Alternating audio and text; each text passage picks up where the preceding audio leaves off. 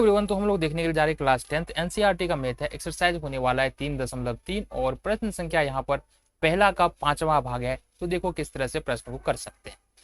जैसा कि हमको पता है इस अध्याय में जितने भी प्रश्न है उसको हमको प्रतिस्थापन विधि का प्रयोग करके हल करना है। अब प्रतिस्थापन विधि क्या होता है, बिल्कुल आसान है। इस प्रश्न को भी देखोगे तो आसानी से समझ पाओगे। देखो यहाँ पर प्रतिस्थापन विधि में चूंकि दो चर वाला रैखिक समीकरण थे, दो समीकरण हमारे पास यहाँ पर है। अब प्रतिस्थापन विधि में करते क्या है, सबसे पहले हमको लिखना है समीकरण नंबर 1 से, और समीकरण 1 क्या है हमारे पास, √2x प्लस √3y और बराबर में 0। अब देखो हमको यहाँ पर करना क्या होता है, या तो x को y के टर्म में लिखो या y को x के टर्म में लिखो। तो हम यहाँ पर क्या कर रहे हैं, x को y के टर्म में लिख रहे हैं। इसका मतलब ये हुआ कि हमको x बराबर लिखना है, ये हो जाएगा √3y को अगर दूसरी तरफ ले जाएंगे तो ये हो जाएगा 0 माइनस का √3y, या यूं कहे ये हमारे पास बच जाएगा 0 माइनस √3y। ठीक है।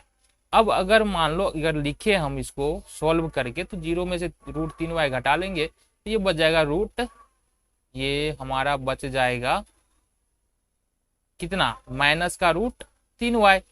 ठीक है।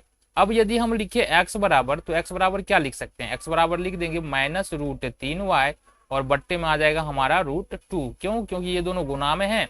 √2 को दूसरी तरफ ले जाएंगे तो वो क्या किस में आ जाएगा, भागा में आ जाएगा।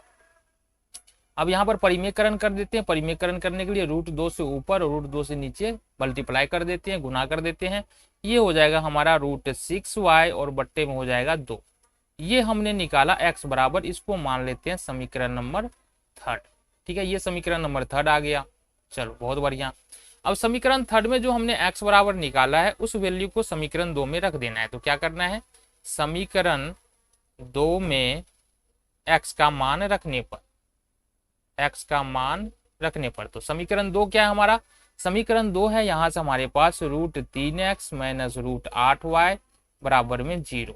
अब x के जगह पर अपने को क्या रखना है, x के जगह पर रखना है √3 का 3 हो जाएगा, और x के जगह पर लिखना है हमको माइनस √6y और बट्टे में 2, माइनस हो जाएगा ये √8y बराबर में 0। देखो यहाँ से √6 को यदि हम √3 से अगर गुना कर दे तो ये हो जाएगा √18 और y का y ही रहना है, और बट्टे में 2 है तो 2 ही रहना है, और माइनस का √8y यहाँ से होगा ही बराबर 0। अच्छा देखो √8y के नीचे में क्या है कि 1 है। अब इसको सोल्व कैसे करना है, सोल्व बिल्कुल ऐसे करना है, 2 और 1 का एलसीएम 2 हो जाएगा, 2 से 2 में डिवाइड करेंगे 1 होगा। 1 को अगर √18y से गुना करे तो माइनस √18y ही होगा। अब 1 को यदि हम 2 से गुना करें तो 2 में भाग दे, 1 से अगर भागा करे 2 में तो 2 होगा। 2 को √8 से अगर हम मल्टीप्लाई करें 8y से तो ये होगा माइनस का √8y, ये हो जाएगा हमारे पास 0। ठीक है। अब देखो यहाँ से ये क्या हो जाएगा हमारे पास, 2 का मल्टीप्लाई होगा 0 के साथ तो ये हो जाएगा माइनस अब यहाँ से एक काम कर लो, कौन सा, एक काम कर लो, यहाँ से क्या करते हैं अपन, माइनस का y कॉमन ले लेते हैं, माइनस का y कॉमन ले लेंगे, बच जाएगा हमारे पास √18 और माइनस में √8 बराबर में 0।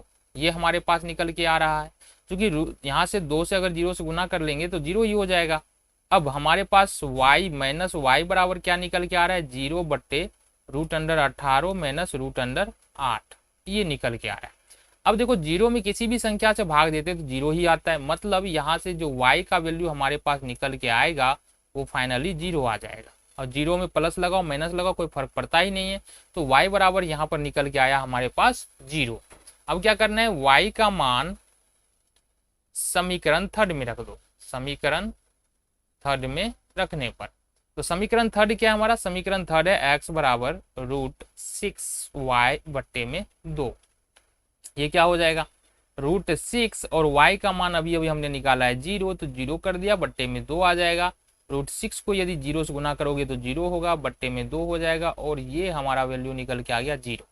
यानी कि इस प्रतिस्थापन विधि से हमारा x और y का मान कितना आ रहा है, 0 आ रहा है इस दोनों समीकरण के लिए।